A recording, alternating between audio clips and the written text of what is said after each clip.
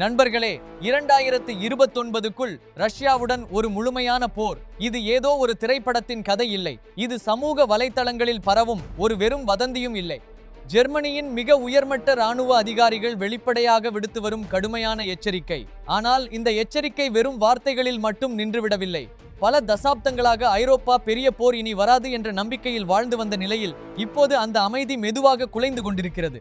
மேடையில் அமைதி பேச்சு நடந்தாலும் தரையில் இராணுவ நகர்வுகள் வேகமெடுத்து வருகின்றன. இந்த சூழ்நிலையில்தான் ஜெர்மனியின் ரகசிய தற்காப்பு திட்டம் ஆபரேஷன் பிளான் ஜெர்மனி அல்லது சுருக்கமாக ஓபிலான் டி பற்றி உலகம் பேச ஆரம்பித்திருக்கிறது. இந்த திட்டம் உண்மையில் என்ன? இது ஜெர்மனி ரஷ்யாவை தாக்க தயாராகிறது என்பதற்கான அறிகுறியா, இல்ல ரஷ்யா தாக்கினால் ஜெர்மனி எப்படி தன்னை பாதுகாத்துக் கொள்ளும் என்பதற்கான அவசர திட்டமா? இன்றிரவே போரிட தயாராக இருக்க வேண்டும் என்ற ஜெர்மன் ஜெனரல்களின் வார்த்தைக்கு உண்மையான அர்த்தம் என்ன? நேட்டோவின் நிலைப்பாடு தாக்குதலா, தற்காப்பா, இல்ல எதிரியை அச்சுறுத்தாமல் தடுக்கிற ஒரு கணக்கிட்ட உத்தியா? வாங்க இந்த முழு விஷயத்தையும் எளிமையான தமிழில் படிப்படியாக ஆழமாக பார்ப்போம். சமீப காலமாக ஐரோப்பாவின் பாதுகாப்பு விவாதங்களில் 2029 என்ற ஆண்டு ஒரு அபாயகரமான ஆண்டாக அடிக்கடி சொல்லப்படுகிறது. இதற்கு காரணம் ஜெர்மனியின் ஆயுதப்படைகளின் இன்ஸ்பெக்டர் ஜெனரலான ஜெனரல் கார்ஸ்டன் ப்ரூயர் விடுத்த எச்சரிக்கை. அவர் சாதாரண அதிகாரி இல்லை, ஜெர்மன் இராணுவ அமைப்பில் மிக உயர்ந்த நிலை வகிக்கும் முக்கியமான நபர். அவர் சொல்வது வெறும் அரசியல் பேச்சு இல்லை. ரஷ்யாவின் இராணுவ நகர்வுகள், பொருளாதார மாற்றங்கள், ஆயுத உற்பத்தி வேகம், உக்ரைன் போரிலிருந்து கிடைக்கும் பாடங்கள் இவையெல்லாம் பார்த்து வந்த இராணுவ மதிப்பீடு. அவரின் முக்கிய கருத்து இதுதான்: 2029க்குள் ரஷ்யா நேட்டோ நாடுகள் மீது தாக்குதல் நடத்தக்கூடிய திறனை உருவாக்கி கொள்ளக்கூடும். இதை அவர் நிச்சயம் போர் வரும் என்று சொல்லவில்லை. ஆனால் அப்படி ஒரு மோசமான சூழ்நிலை வந்தால் அதற்கு தயார் இல்லாமல் இருக்கக்கூடாது என்பதையே வலியுறுத்துகிறார். ஒரு இராணுவ அதிகாரி மோசமான சூழ்நிலைக்கே தயாராக இருக்க வேண்டும், அதுதான் அவருடைய பணி. ஆனால் இங்கே பயமுறுத்தும் விஷயம் என்னவென்றால், அவர் குறிப்பிடும் அறிகுறிகள் சாதாரணமானவை இல்லை. ரஷ்யா இப்போது தன் பொருளாதாரத்தை முழுமையாக ஒரு போர் பொருளாதாரமாக மாற்றிக்கொண்டிருக்கிறது என்று பல ஆய்வாளர்கள் கூறுகின்றனர். அதாவது தொழிற்சாலைகள் சாதாரண உற்பத்தியில் மட்டும் கவனம் செலுத்தாமல் ஆயுதங்கள், குண்டுகள், டாங்குகள், ஏவுகணைகள், கவச வாகனங்கள் போன்ற இராணுவ தேவைகளை முன்னுரிமையாக்கி இயங்குகின்றன. உக்ரைன் போரில் ரஷ்யாவுக்கு பெரிய அளவில் இழப்புகள் ஏற்பட்டாலும் அதே நேரத்தில் ரஷ்யா தனது ஆயுத உற்பத்தியை குறைக்கவில்லை. மாறாக புதிய டாங்குகளை தயாரிக்கிறது. பழைய சோவியத் காலத்தில் இருந்த டாங்குகளையும் எடுத்து புதுப்பித்து மீண்டும் போருக்கு தயாராக்கிறது. இங்கே முக்கியமான கேள்வி ஒன்று எழுகிறது: இந்த ஆயுதங்கள் எல்லாம் உக்ரைன் போர்க்களத்திற்கே அனுப்பப்படுகிறதா? சில ஆய்வுகள் அப்படி இல்லை என்று சொல்கின்றன. சில ஆயுதங்கள் எதிர்கால பயன்பாட்டிற்காக சேமிக்கப்படுகின்றன. குறிப்பாக நேட்டோ எல்லைக்கு அருகிலுள்ள பகுதிகளில் இராணுவ கையிருப்பு உருவாக்கப்படுகிறதா என்ற கவலை அதிகரிக்கிறது. ஜெனரல் ப்ரூயர் இதை மிகவும் தீவிரமாக பார்க்கிறார். அவரது கணக்கில் ரஷ்யா வெறும் உக்ரைனில் மட்டும் சிக்கிக்கொண்ட நாடு இல்லை, அது அடுத்த பெரிய மோதலுக்கான திறனை வளர்த்து கொண்டிருக்கலாம். இதே கவலையை ஜெர்மனியின் பாதுகாப்பு அமைச்சர் போரிஸ் பிஸ்டோரியஸும் வெளிப்படையாக சொல்கிறார். அவர் கூறுவது, ரஷ்ய அதிபர் விளாடிமிர் புடின் தனது ஏகாதிபத்திய விருப்பங்களை மறைக்கவில்லை. ஐரோப்பாவின் சுதந்திரம், எல்லைகள், பாதுகாப்பு இவைகளுக்கு அவர் மரியாதை கொடுக்கிறாரா என்ற கேள்வி எழுகிறது. பல தசாப்தங்களாக அமைதியை முக்கியமாக வைத்திருந்த ஜெர்மனி இப்போது மீண்டும் போருக்கு தயாராகும் திறனை உருவாக்க வேண்டும் என்று அவர் கூறுகிறார். ஜெர்மன் மொழியில் அவர் பயன்படுத்திய வார்த்தை கிரீக்ஸ்டுக்டிக். அதாவது எளிமையாக சொன்னால், போர் வந்தால் எதிர்கொள்ளக்கூடிய நாடாக மாற வேண்டும் என்பதுதான். இது தாக்குதல் நடத்த வேண்டும் என்ற அர்த்தம் அல்ல. இது தாக்கப்பட்டால் நின்று எதிர்க்கக்கூடிய தயார் நிலை வேண்டும் என்ற அர்த்தம். ஆனால் ஜெர்மன் மக்களுக்கு இந்த வார்த்தை மிகவும் பெரிய அதிர்ச்சியை கொடுக்கிறது. ஏனென்றால் 2ஆம் உலகப் போருக்கு பிறகு ஜெர்மனி நீண்ட காலம் தன் இராணுவ சக்தியை மிக கவனமாகவும் குறைந்த அளவிலும் வைத்திருந்தது. மீண்டும் இராணுவம், மீண்டும் போர் என்ற நினைவே அங்கு அரசியலிலும் சமூகத்திலும் மிகவும் உணர்ச்சி வசப்படுத்தும் விஷயம். ஆனாலும் இப்போது உலகம் மாறியிருக்கிறது. உக்ரைன் போர் ஐரோப்பாவுக்கு ஒரு கண் திறந்த அதிர்ச்சி. போர் என்பது வரலாற்று புத்தகத்தில் மட்டும் இருக்கும் விஷயம் இல்லை, அது நம்ம வாசலிலேயே நடக்கலாம் என்பதை அந்த போர் நினைவூட்டியது. இந்த பின்னணியில்தான் ஜெர்மனியின் ரகசிய பாதுகாப்பு திட்டம் பற்றிய தகவல்கள் வெளியில் பேசப்பட ஆரம்பித்தன. ஆபரேஷன் பிளான் ஜெர்மனி அல்லது ஓபிலான் டி என்று அழைக்கப்படும் இந்த திட்டம் ஜெர்மனி சமீபத்திய வரலாற்றில் உருவாக்கிய மிக விரிவான தற்காப்பு திட்டங்களில் ஒன்றாக கருதப்படுகிறது. சில தலைப்புகள் இதை ஜெர்மனி ரஷ்யாவை தாக்க தயாரா என்று மிகையாக சொல்லலாம். ஆனால் உண்மையில் இந்த திட்டத்தின் அடிப்படை நோக்கம் தாக்குதல் அல்ல, இது தற்காப்பு. நேட்டோ மீது ஒரு போர் தொடங்கினால் ஜெர்மனி எப்படி செயல்படும், தன் நாட்டை எப்படி பாதுகாக்கும் மற்றும் நேட்டோ கூட்டாளிகளுக்கு எப்படி உதவும் என்பதற்கான முழுமையான வழிகாட்டுதலாக இதை பார்க்கலாம். பனிப்போர் காலத்தில் மேற்கு ஜெர்மனி ஒரு முன்கள நாடாக இருந்தது. அப்போது சோவியத் ஒன்றியத்துக்கும் நேட்டோவுக்கும் நடுவில் நேரடியாக மோதல் வந்தால் மேற்கு ஜெர்மனி தான் முதல் தாக்குதலை எதிர்கொள்ள வேண்டிய இடமாக இருந்திருக்கும். ஆனால் இன்றைய நிலை வேறு. ரஷ்யாவுக்கும் நேட்டோவுக்கும் இடையே நேரடி பதற்றம் ஏற்பட்டால் பால்டிக் நாடுகள், போலந்து, கிழக்கு ஐரோப்பிய பகுதிகள் முன்களமாக மாறக்கூடும். அப்போது ஜெர்மனியின் பங்கு என்ன? ஜெர்மனி போர்க்களம் ஆகாமல் இருந்தாலும் போர்க்களத்துக்கு செல்லும் பெரிய பாதையாக மாறும்.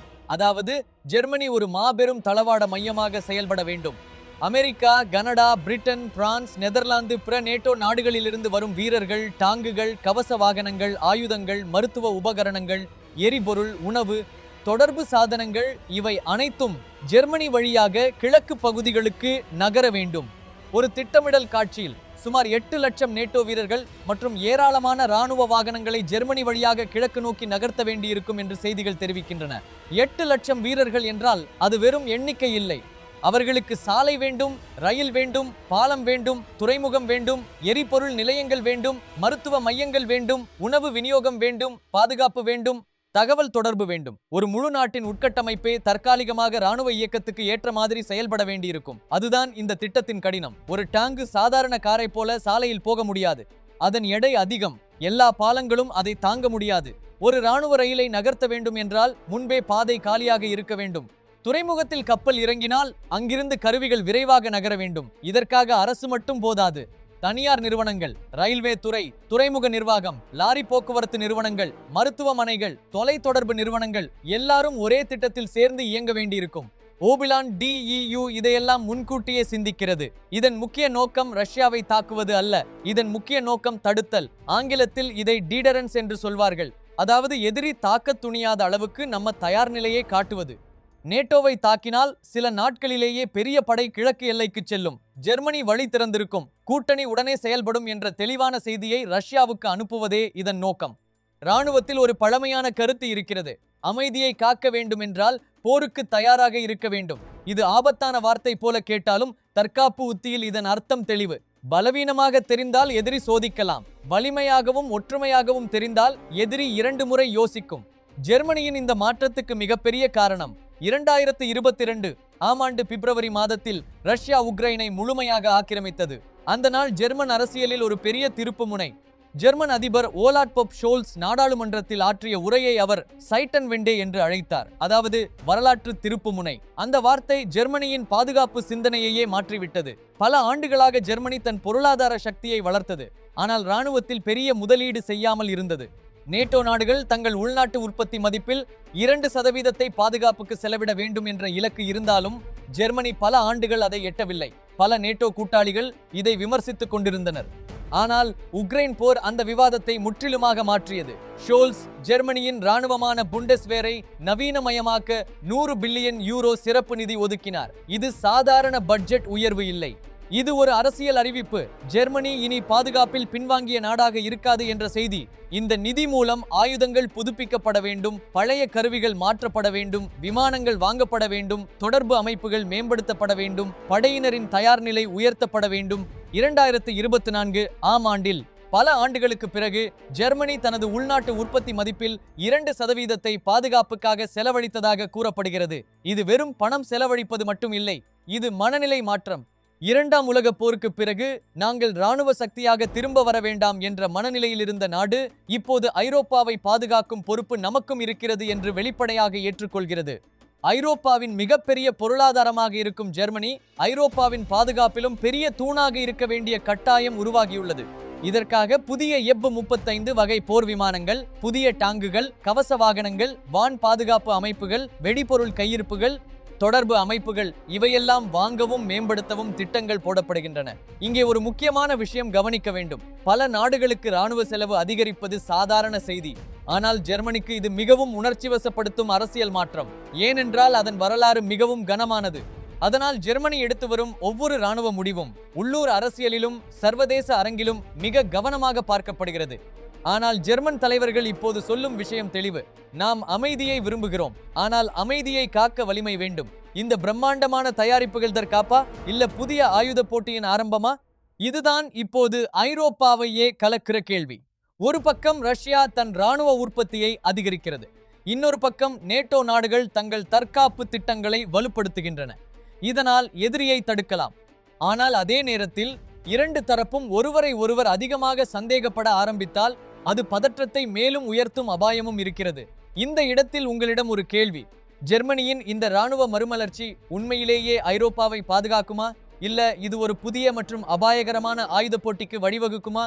உங்கள் கருத்தை கமெண்டில் சொல்லுங்கள். இது போன்ற சர்வதேச அரசியல் மற்றும் இராணுவ அலசல்களை எளிய தமிழில் தொடர்ந்து பார்க்க நம்ம சேனலுக்கு சப்ஸ்கிரைப் செய்ய மறக்காதீர்கள். இப்போது நேட்டோவின் பெரிய படத்தை பார்ப்போம். ஜெர்மனி தனியாக இப்படி தயாராகவில்லை. இது நேட்டோவின் பரந்த பாதுகாப்பு உத்தியின் ஒரு பகுதி. ரஷ்யா உக்ரைனை ஆக்கிரமித்த பிறகு நேட்டோ தன் பழைய கணக்குகளை மாற்ற ஆரம்பித்தது. போர் வராது என்ற கணிப்பிலிருந்து போர் வரலாம், வந்தால் உடனே பதிலளிக்க வேண்டும் என்ற நிலைக்கு தள்ளப்பட்டது. இதன் முக்கிய அங்கமாக நடந்தது ஸ்டெட்டபாஸ்ட் டிபெண்டர் 2024 என்ற மாபெரும் இராணுவ பயிற்சி. பனிப்போர் முடிந்த பிறகு நேட்டோ நடத்திய மிகப்பெரிய இராணுவ பயிற்சிகளில் இதுவும் ஒன்று. இதில் சுமார் 90,000 வீரர்கள், 1100க்கும் மேற்பட்ட போர் வாகனங்கள், 80க்கும் மேற்பட்ட விமானங்கள், 50க்கும் மேற்பட்ட போர்க்கப்பல்கள் பங்கேற்றன என்று கூறப்படுகிறது. இந்த பயிற்சியின் நோக்கம் ஒரு செய்தி: நேட்டோ காகிதத்தில் மட்டும் இருக்கும் கூட்டணி இல்லை, தேவைப்பட்டால் வீரர்களையும் ஆயுதங்களையும் கடந்து கொண்டு வந்து கிழக்கு எல்லையில் நிறுத்தும் திறன் உண்டு. இந்த பயிற்சியில் ஜெர்மனி மிக முக்கியமான பங்கு வகித்தது. ஜெர்மனி நடத்திய குவாட்ரிகா 2024 பயிற்சி ஸ்டெட்டட்ஃபாஸ்ட் டிபெண்டருக்கான ஜெர்மன் பங்களிப்பு. இந்த பயிற்சி மூலம் ஜெர்மனி தளவாட மையமாக எப்படி செயல்படும் என்று சோதிக்கப்பட்டது. அதாவது, காகிதத்தில் எழுதப்பட்ட திட்டம் நடைமுறையில் சாத்தியமா என்பதை காணும் முயற்சி. எந்த ரயில் பாதை பயன்படுத்தப்படும், எந்த சாலைகள் இராணுவ வாகனங்களுக்கு ஏற்றது, எங்கு எரிபொருள் நிரப்ப வேண்டும், எங்கு வீரர்கள் தங்க வேண்டும், மருத்துவ அவசர நிலைக்கு எந்த மருத்துவமனைகள் பயன்படும், இப்படி நுணுக்கமான விஷயங்கள் சோதிக்கப்படுகின்றன. இதற்கு மேலாக லித்துவேனியா போன்ற பால்டிக் நாடுகளில் ஒரு முழுமையான ஜெர்மன் இராணுவ பிரிகேடை நிரந்தரமாக நிலைநிறுத்தவும் ஜெர்மனி ஒப்புக்கொண்டுள்ளது. இது மிகப்பெரிய மாற்றம். ஜெர்மனி தனது வீரர்களை கிழக்கு ஐரோப்பிய நாட்டில் நிரந்தரமாக வைத்திருப்பது நேட்டோவின் கிழக்கு எல்லையை பாதுகாக்கும் பெரிய உறுதிமொழி. இந்த பிரிகேட் படிப்படியாக அங்கு அனுப்பப்பட்டு 2027க்குள் முழுமையாக செயல்படும் என எதிர்பார்க்கப்படுகிறது. இது ரஷ்யாவுக்கு நேரடியாக அனுப்பப்படும் சமிக்ஞை. பால்டிக் நாடுகள் தனியாக இல்லை, அவற்றின் பின்னால் ஜெர்மனியும் நேட்டோவும் நிற்கின்றன. நேட்டோவின் மொத்த நிலைப்பாடு இதுதான்: போரை தொடங்குவது இல்லை, ஆனால் போரை தொடங்க நினைப்பவரை அச்சுறுத்தாமல் தடுக்க வேண்டும். அதற்காக திறன் வேண்டும், ஒற்றுமை வேண்டும், தயார் நிலை வேண்டும். அப்படியென்றால் ஆரம்ப கேள்விக்கு பதில் என்ன? ஜெர்மனி இன்றிரவே ரஷ்யாவை தாக்க தயாரா? தெளிவான பதில் இல்லை. ஜெர்மனியின் இராணுவ தலைவர்கள் பேசும் கடுமையான வார்த்தைகளும் பெரிய பயிற்சிகளும் ஆயுத வாங்கும் திட்டங்களும் தாக்குதலுக்கானவை அல்ல, அவை தற்காப்புக்கானவை. இன்றிரவே போரிடக்கூடிய நிலையில் இருக்க வேண்டும் என்ற வார்த்தை நாம் இன்றிரவே போரை ஆரம்பிப்போம் என்பதல்ல. அதன் அர்த்தம் ஒரு எதிர்பாராத தாக்குதல் இன்றிரவே நடந்தாலும் நம்ம படைகள் தயார் நிலையில் இருக்க வேண்டும் என்பதே. இது இராணுவத்தில் மிகவும் முக்கியமான கொள்கை. போர் வந்த பிறகு ஆயுதம் வாங்க முடியாது, தாக்குதல் நடந்த பிறகு பாலம் சரி செய்ய முடியாது, நெருக்கடி வந்த பிறகு வீரர்களை பயிற்சி செய்ய முடியாது. எல்லாமே முன்கூட்டியே தயாராக இருக்க வேண்டும். அதனால்தான் இந்த வார்த்தைகள் கடுமையாக ஒலிக்கின்றன. நேட்டோவின் ஒவ்வொரு அங்குல நிலத்தையும் நாங்கள் பாதுகாப்போம் என்ற உறுதி ரஷ்யாவுக்கு ஒரு செய்தி. நீங்கள் ஒரு சிறிய நாட்டை சோதிக்க நினைத்தாலும் அது அந்த நாட்டுடன் மட்டும் முடிவதில்லை, முழு கூட்டணியும் பதிலளிக்கும். இது மனோரீதியான போர். ஆயுதங்கள் மோதுவதற்கு முன்பே வார்த்தைகள், பயிற்சிகள், திட்டங்கள், படை நகர்வுகள் மூலம் எதிரியின் கணக்கை மாற்றும் முயற்சி. ஆக ஜெர்மனி ஒரு வரலாற்று மாற்றத்தை சந்திக்கிறது. பல தசாப்தங்களாக அமைதிவாத கொள்கைகளில் இருந்த நாடு இப்போது ஐரோப்பாவின் பாதுகாப்பு சுமையை ஏற்றுக்கொள்ளும் பாதைக்கு வருகிறது. இது எளிதான மாற்றம் இல்லை. இது பணச்செலவாகவும், அரசியல் விவாதமாகவும், சமூக மனநிலை மாற்றமாகவும், இராணுவ மறுசீரமைப்பாகவும் இருக்கும். ஓபிலான் டிஇயு ஒரு போர் பிரகடனம் இல்லை, அது ஒரு தற்காப்பு கேடயம். 2029 ஒரு தீர்க்க தரிசனம் இல்லை, அது இராணுவ திட்டமிடலுக்கான எச்சரிக்கை காலக்கெடு. ஜெர்மனியும் நேட்டோவும் எடுக்கும் நடவடிக்கைகள் ரஷ்யாவின் ஆக்கிரமிப்பு நடத்தைக்கு எதிரான நேரடி பதில். ஆனால் இங்கே இறுதி கேள்வி இன்னும் திறந்துதான் இருக்கிறது. இந்த தயாரிப்புகள் உண்மையில் போரை தடுப்பதா, அல்லது எதிர்மறை நம்பிக்கையை குறைத்து இரண்டு தரப்பையும் இன்னொரு அபாயகரமான ஆயுத போட்டிக்குள் தள்ளுமா? அமைதியை காக்க வலிமை அவசியம். ஆனால் வலிமையை காட்டும் விதம் தவறாக புரிந்து கொள்ளப்பட்டால் அதுவே பதற்றத்தையும் அதிகரிக்கலாம். இதுதான் ஐரோப்பா இன்று சந்திக்கும் மிகப்பெரிய சிக்கல். ஒரு பக்கம் ரஷ்யாவின் நகர்வுகளை கவனிக்காமல் இருக்க முடியாது, இன்னொரு பக்கம் போர் மனநிலையை சாதாரணமாக்கியும் விட முடியாது. இந்த இரண்டுக்கும் நடுவேதான் ஜெர்மனி இப்போது நடக்கிறது. ஒரு பக்கம் வரலாற்றின் பாரம், இன்னொரு பக்கம் எதிர்காலத்தின் பயம். இப்போது நீங்கள் சொல்லுங்கள், ஜெர்மனியின் இந்த இராணுவ மறுமலர்ச்சி ஐரோப்பாவுக்கு நீண்ட கால பாதுகாப்பை தருமா, அல்லது இது தவிர்க்க முடியாத ஒரு பெரிய மோதலுக்கான முன்னோட்டமா? உங்கள் கருத்துக்களை கீழே பகிர்ந்து கொள்ளுங்கள். அடுத்த வீடியோவில் இன்னொரு முக்கியமான சர்வதேச அலசலுடன் சந்திப்போம். நன்றி.